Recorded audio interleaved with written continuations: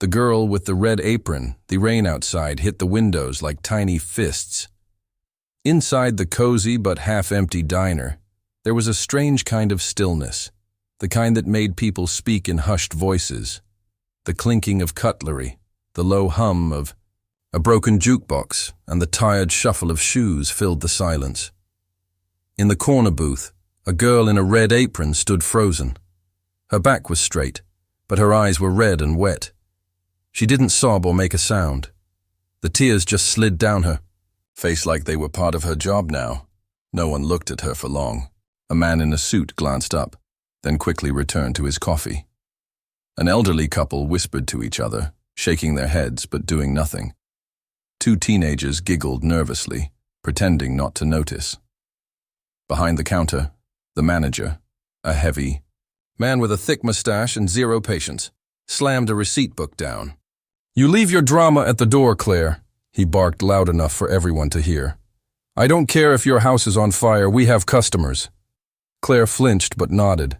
She wiped her eyes with her sleeve and turned to pick up the plates of food she had forgotten. Her hands trembled as she balanced the hot plates. One of them tipped slightly, and some gravy spilled onto her arm. She didn't flinch. She didn't even notice. In the farthest booth, sitting alone with a black hoodie pulled up and a book open in front of him, a man watched all of this quietly. No one knew he was Keanu Reeves. Not with that beard, not with the worn-out jeans and scuffed boots. Not with the way he moved, like he didn't want to be noticed. And he hadn't been. Not until now. He had been coming to this diner every morning for 3 weeks. He liked the corner booth. He liked the quiet.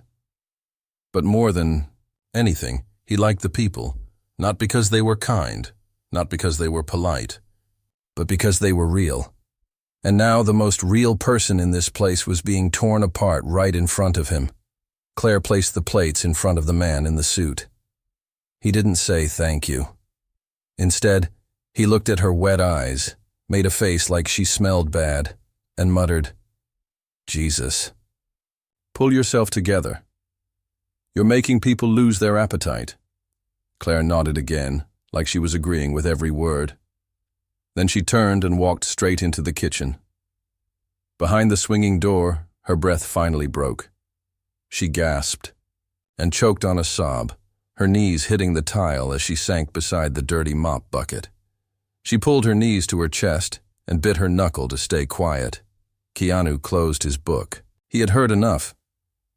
He stood slowly, stretching like a man preparing for something bigger than he knew. He walked to the counter. The manager was scribbling something on a clipboard, probably a new list of things Claire had done wrong. "Excuse me," Keanu said gently. The manager didn't look up. "You want to pay? Booth 4. She'll be right out." "No," Keanu said, voice a little firmer. "I want to talk about your waitress." "Claire." Now the manager looked up. He gave Keanu the same impatient stare he probably gave to everyone who slowed him down. "What about her? She's a mess today. I should send her home, but we're short-staffed. She's not a mess. She's a human being." The manager narrowed his eyes. "Look, buddy, who do you think you are? This is a diner, not a therapy session." "I know exactly what this is," Keanu replied, his voice low. "It's a place that should serve more than just food. It should serve decency." The manager scoffed. "Oh yeah? And what are you? Some kind of actor?" Keanu paused. There was a moment, just a flicker, where his eyes softened, like he'd been through this before, like he'd heard this kind of mockery too many times. "No," he said. "I'm someone who believes no one should cry alone." He turned and walked toward the kitchen. The manager shouted something behind him, but Keanu didn't hear it. He pushed the door open and stepped inside. Claire looked up, startled. She wiped her face quickly, embarrassed to be seen like this. "I'm sorry," she said. "I'll be out in a second. I needed—" "It's okay," Keanu said, kneeling beside her. "You don't have to pretend with me." Claire blinked. "Do I know you?" He smiled. "Not really, but I know pain when I see it." She looked away, ashamed. "I didn't mean to cry at work. My mom's in the hospital. The bills are killing us. And this job, it's all I've got." Keanu nodded slowly. "You ever feel like the world is daring you to fall apart?" She let out a short, bitter laugh. "Every day. Then maybe it's time someone dared the world back." Just then, the door swung open again. The manager was fuming. "You can't just come back here. Who do you think you—" But then he froze. His eyes landed on Keanu's face. Something changed. Recognition. "Wait, are you—" Keanu stood up slowly. "Now you see me." The manager's face turned red. "Listen, I didn't mean anything. I just—" But Keanu raised a hand. "Don't apologize to me. Apologize to her." The room fell silent. Claire's eyes were wide. The moment felt too big for the tiny kitchen. The manager shifted uncomfortably. I'm sorry, Claire." It was stiff, awkward, but it was real. Keanu turned to her. "You deserve better. Not just here. Everywhere." She looked at him, her lips trembling. "Why are you helping me?" Keanu gave her a soft smile. "Because once someone helped me, and it changed everything." The scene faded as Keanu walked back into the diner. The customers stared now. They recognized him. They whispered. They filmed. But he didn't care. He pulled out his phone, made a call. "Hey, it's me. I need a favor. I want to help someone. Quietly." In the kitchen, Claire stood still, her heart pounding. She didn't know what would come next, but something had changed, and the whole diner could feel it. As Claire stepped back into the dining area, wiping her face and adjusting her apron, the front door opened with a soft chime. A man in a tailored suit walked in, holding a folder. He walked straight toward her. "Claire Winters?" he asked, looking serious. She nodded, unsure. "Mr. Reeves sent me." Her breath caught. He handed her the folder. "He'd like to offer you a job." Her hand trembled as she opened it, and what she saw inside made her drop the folder in shock. The letter and the Leclerc didn't move for a long time. The folder lay open on the ground, its contents peeking out like secrets begging to be read again. But she had already seen enough. The paper was thick and clean, the kind used for important things, legal things, and printed across the top in sharp, bold letters were the words that didn't belong in her world. Employment agreement, confidential. The man in the suit didn't flinch. He simply bent down, picked up the folder with calm hands, and gently placed it on the table beside her. "Take your time," he said, his voice professional but kind. "But I should mention, the offer is real, and so is the number." Claire could still feel the warmth of the plate burns on her arms, the stickiness of dried gravy on her apron.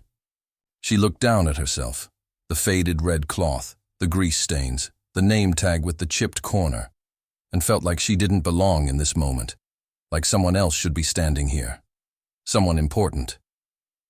This has to be a mistake," she whispered. The man's expression didn't change.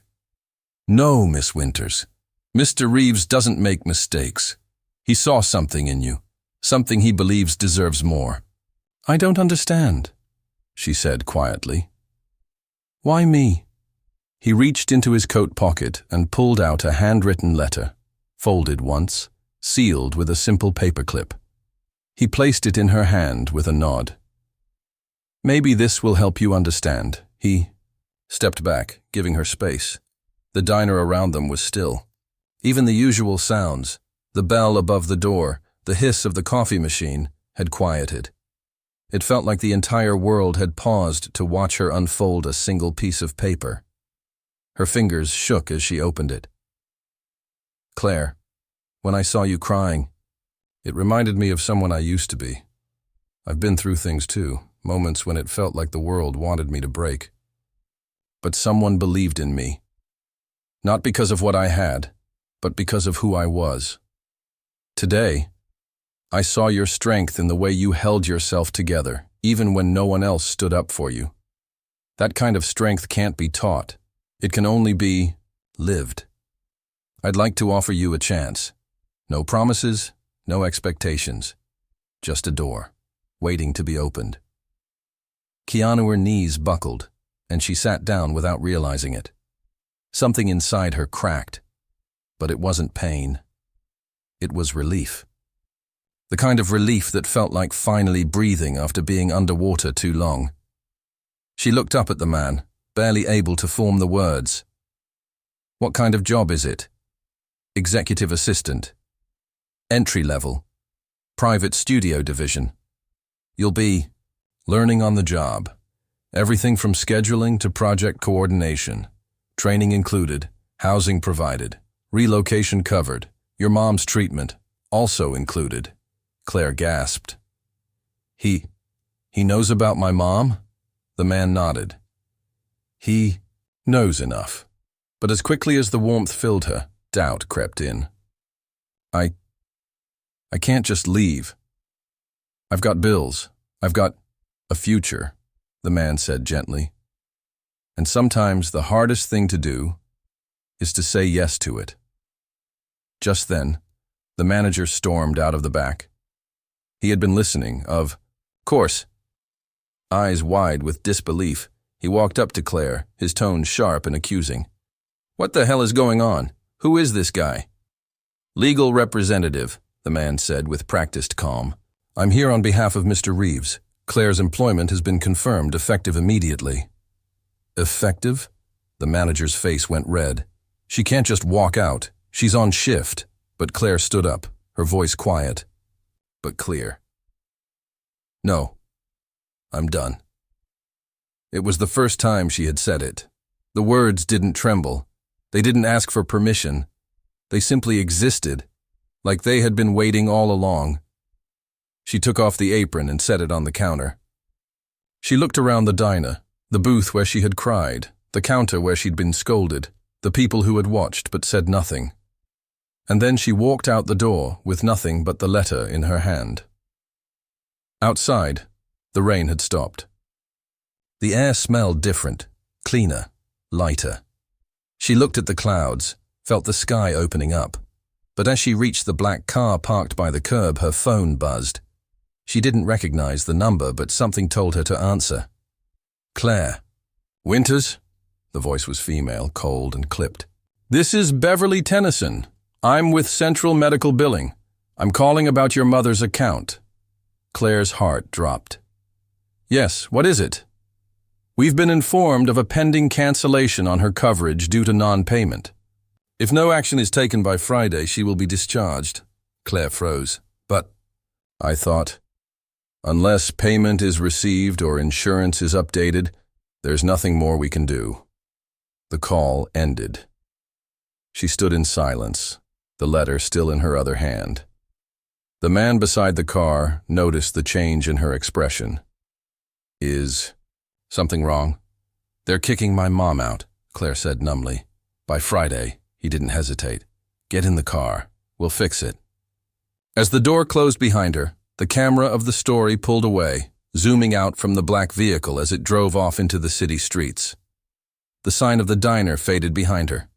But ahead, unknown to her, the next stop was going to be far, more than she expected. In a boardroom high above the city, two men in suits stared at a file marked Winters Claire.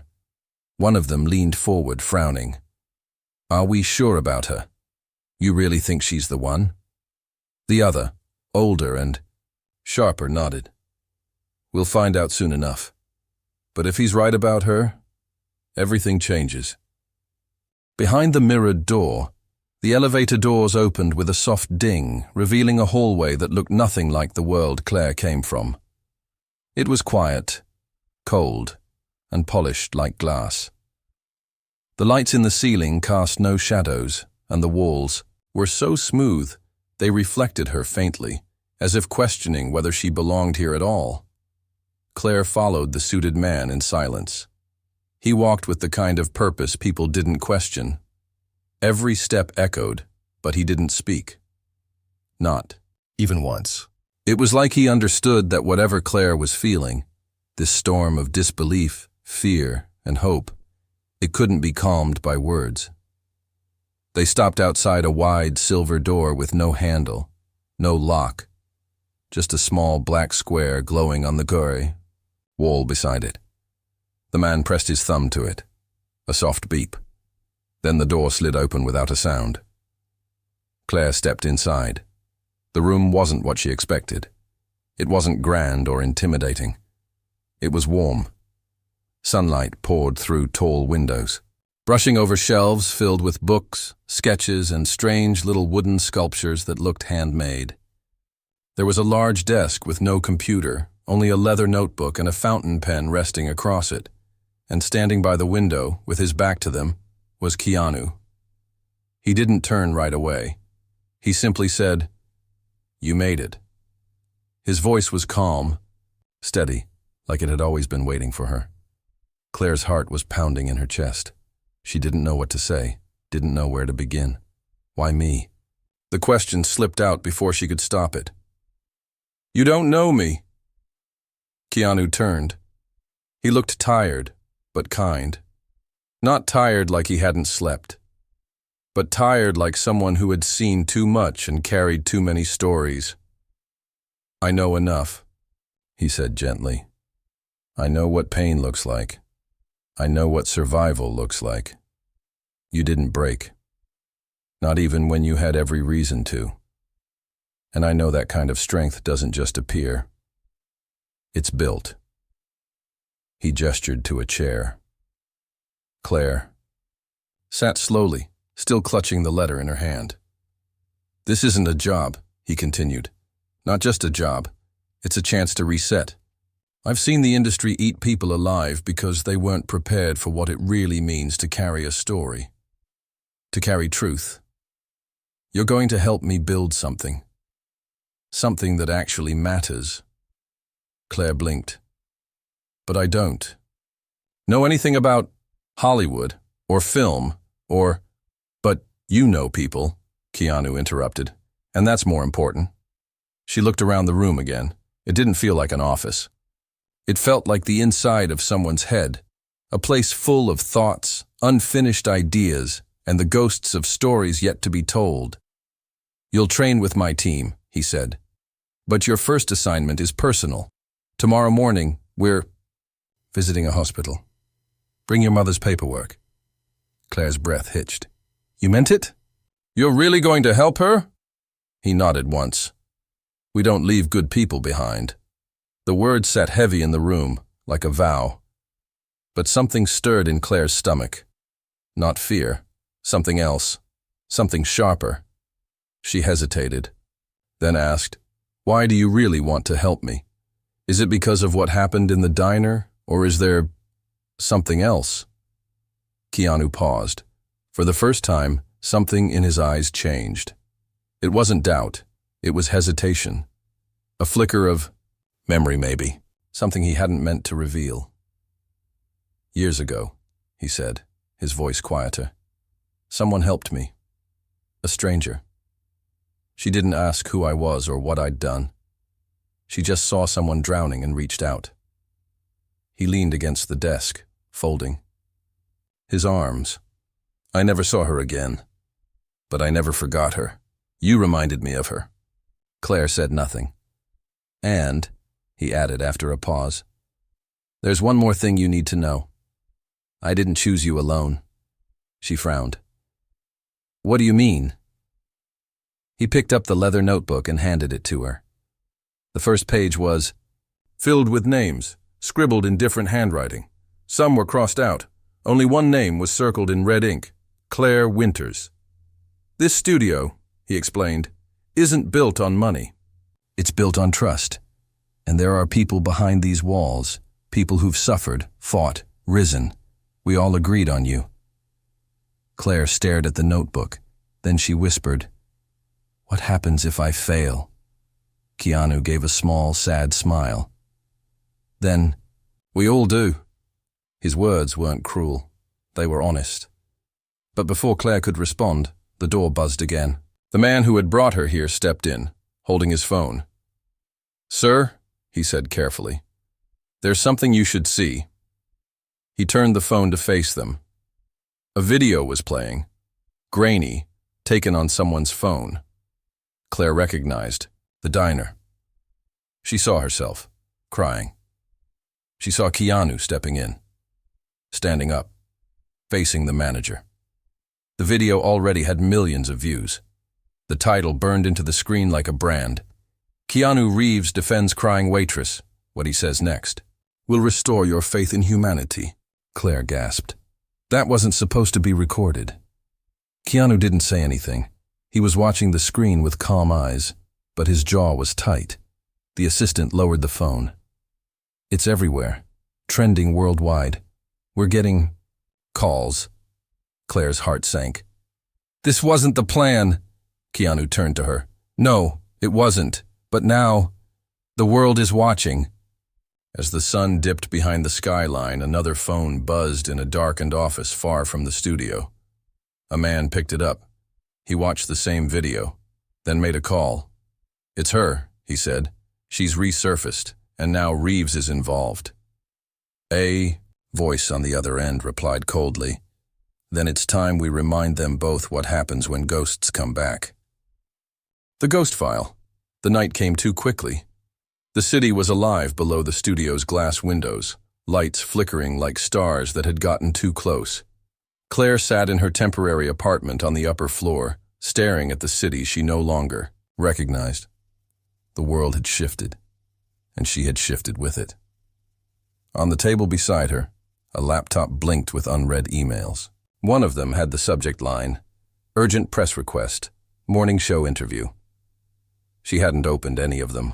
Her phone buzzed constantly. People she hadn't heard from in years suddenly remembered her name. Reporters, friends, even the manager from the diner, leaving a desperate voicemail, pretending to be proud of her. But Claire wasn't thinking about any of that. She was staring at an old photograph she had taken from her mother's dresser drawer before the hospital visit. It was faded, bent at the corners. In it, Claire was just a little girl in pigtails, standing beside a woman in nurse's scrubs with a warm smile and tired eyes.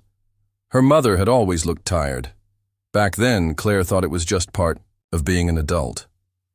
Now she knew better. A knock came at the door. Soft. Careful. She opened it to find Keanu standing there, a file tucked under his arm. He looked more serious than usual, like the weight he carried had suddenly grown heavier. "Can I come in?"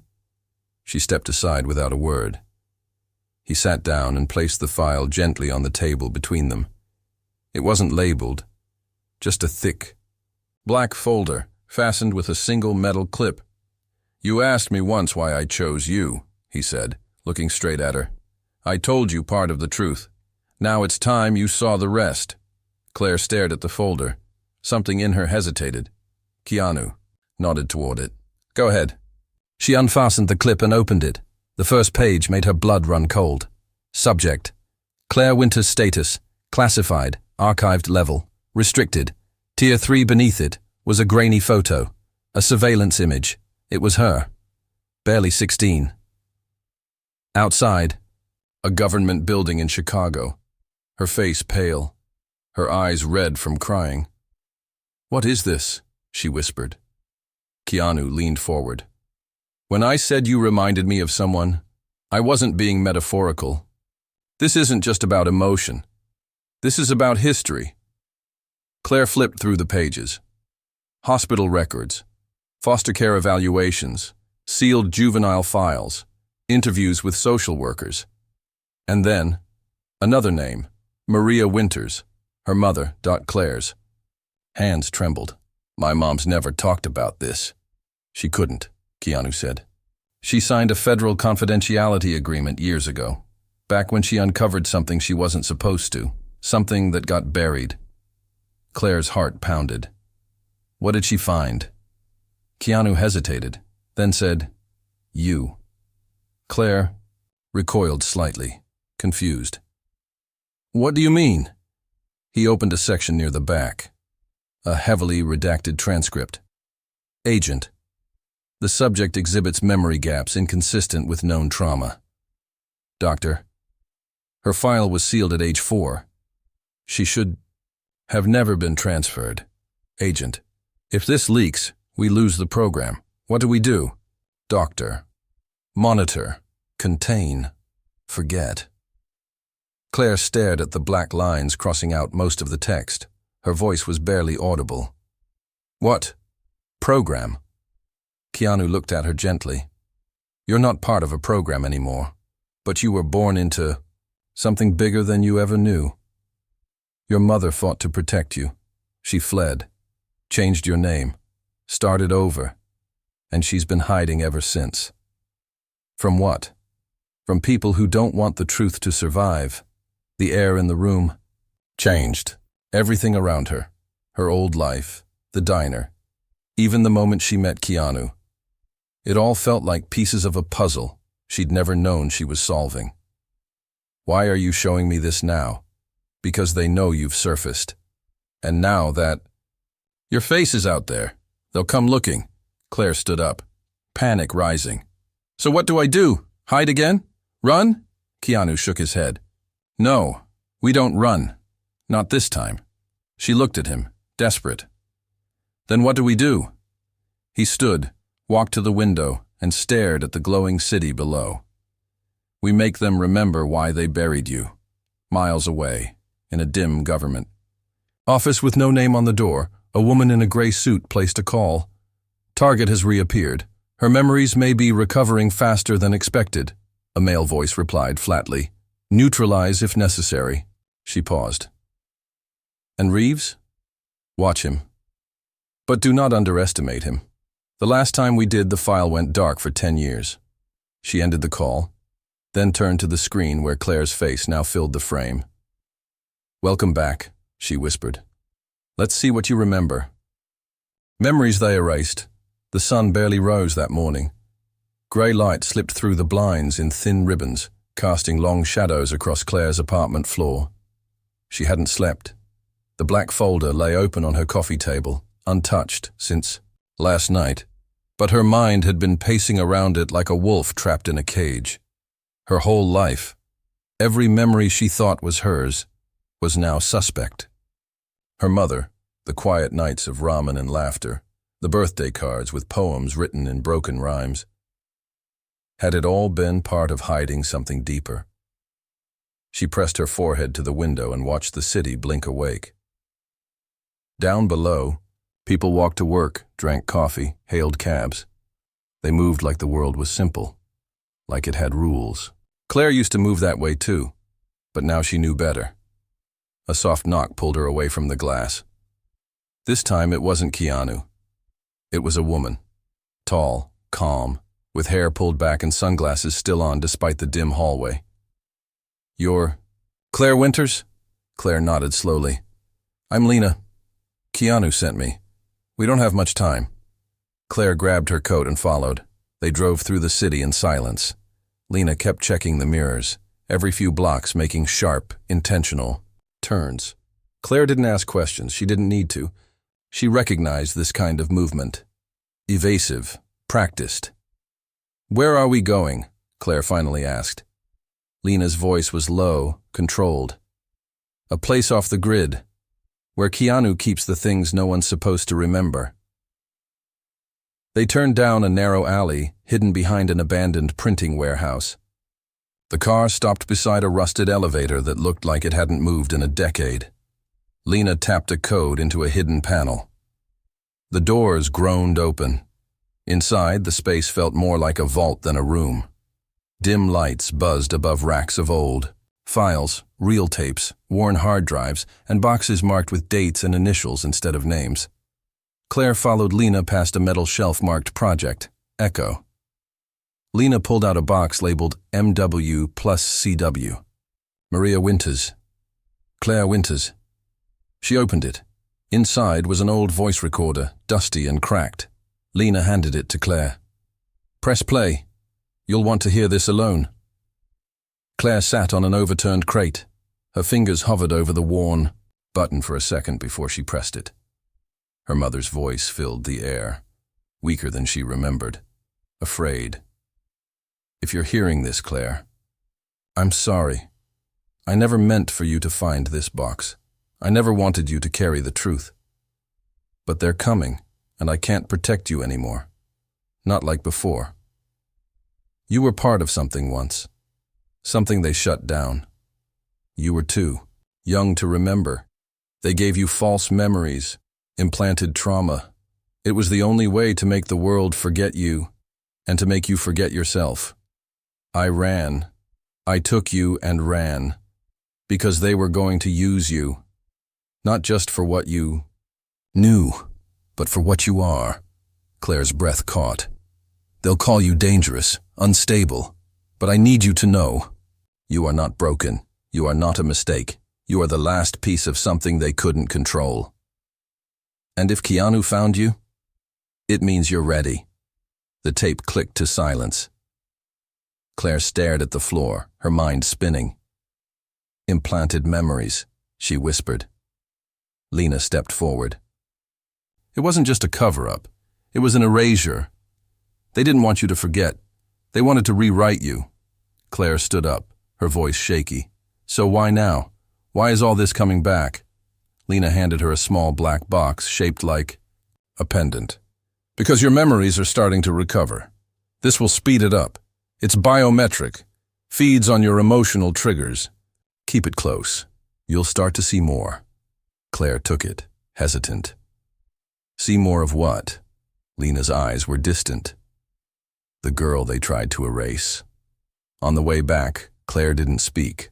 She stared out the window as the city blurred past, her mother's voice echoing in her mind. Every alley, every billboard, every stranger on the sidewalk suddenly felt like a lie waiting to be uncovered, and she knew something else now. She wasn't just rediscovering her past. She was a threat to theirs. That night, Claire sat alone in her apartment with the pendant in her palm. Its surface pulsed faintly, as if it were breathing. Then she felt it, a sharp pulse behind her eyes. A flash, not a dream, not a vision. A memory. She was in a room, white walls, a bed with straps. Her own voice, screaming, figures in white coats. A name. Dr. Calvin. No, please, don't take her again.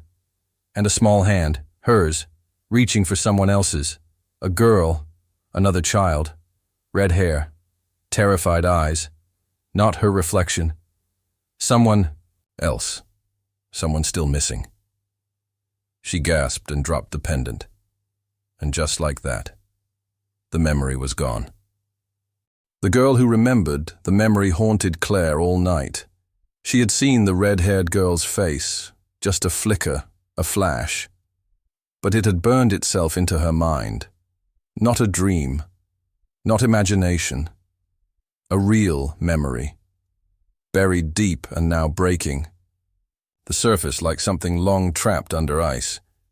The pendant lay on her table, still pulsing softly in the dark, like a second heartbeat. She didn't sleep, didn't eat. She sat curled on the couch, staring at the wall until morning, holding her mother's old photo in one hand and the pendant in the other. She whispered the same question over and over like a prayer. Who was that girl? Keanu arrived, just after sunrise. He looked like he hadn't slept either, but when Claire opened the door, he didn't ask how she was. He just nodded once and said, "It's time." They drove in silence. The streets were already alive, the world pretending. Everything was normal, but Claire knew better now. Normal was a lie the powerful sold to the powerless. They didn't go to the studio. They went underground, far beneath it. Through a hidden entrance in the city's forgotten train tunnels, they descended into what felt like the bones of the world. Thick walls, flickering lights. The air smelled of dust and secrets. This is where they ran the early programs, Keanu said. Before everything went dark. Your mother used to work here, as a nurse. She smuggled you out through that door. He pointed to a rusted hatch, sealed with steel bolts. This was a lab? Claire asked. No, Keanu said softly. This was a memory chamber. The pendant pulsed faster in her hand. Her head throbbed. She leaned against the wall, her breath quickening. And then, like a floodgate, another memory hit. She was 5. She remembered now, the way the lights hummed above her, the soft clicking sound the machines made. And that girl, red hair, freckles, a voice that stammered when she was scared. "We're sisters now," the girl had whispered in the dark. "We're not alone anymore." Her name was Elira. They had tried to separate them, but Elira had fought back, and she had screamed when they took Claire away. Claire stumbled back, her legs weak. "Her name was Elira," she whispered. Keanu's eyes darkened. "Then we're running out of time." He led her to a locked cabinet buried beneath a tarp. Inside was a hard drive, thick, old, and humming faintly, even after all these years. "This is what they were trying to bury," he said. "This is the original Project Echo archive. It contains every file, every test, every erased child." Claire stared at it. "Why didn't we release this before?" "Because it would have put a target on every survivor, including you and your mother. But now, they've already found you." Keanu placed the hard drive in her hands. "This is your choice, Claire. You can release it. The world will know the truth. But it won't be clean. It won't be easy. They will come for you." Claire stood there for a long moment. Then she asked, "What if we do it together?" 2 hours later, the studio's media room was live streaming across every major platform. No press, no headlines, just one camera, one file, and one story. Claire stood in front of the world and spoke the words she had never been allowed to say. She told them about the lab, about Elira, about the false memories, about what her mother sacrificed, about the children who disappeared, erased, renamed, reshaped into silence. And then she plugged in the drive. The footage flickered onto the screen. Date-stamped video. Doctors in white. Children in corners, their names called out like files in a drawer. One frame showed Claire. Another showed Elira screaming, trying to hold Claire's hand as they dragged her away. Millions watched. Some didn't believe it. But most couldn't stop crying. The broadcast went viral in less than 15 minutes. The fallout was fast and brutal. The agency that had buried the program went into lockdown. Officials denied everything. Investigations were announced. Apologies written. But the people weren't interested in silence anymore. They were hungry for justice. And in the middle of it all stood Claire Winters, no longer a crying waitress, no longer a forgotten child, but a name the world would never erase again. Weeks later, Claire walked into a hospital room holding fresh flowers. Her mother was sitting up, a blanket over her knees. Her eyes were watery, not from pain, from pride. "They're reopening the case," Claire said. "They're looking for the others." Her mother smiled. "Did you tell them about her?" Claire nodded. "They're searching for Elira." "Good," her mother whispered. "Don't let her be alone again." Claire sat beside her and held her hand. The camera of the world slowly pulled back. The headlines would read, "Keanu Reeves helps expose secret child program." But the story wasn't his. It was hers. A story of a girl who cried in a diner, a girl no one helped, until one man stood up and reminded her that sometimes the smallest kindness can unlock the greatest truth. In a quiet facility overseas, a young woman watched the video from a tablet in her lap. Red hair, freckled face. Her fingers trembled as she whispered to the screen, "Claire." And for the first time in years, she didn't feel forgotten.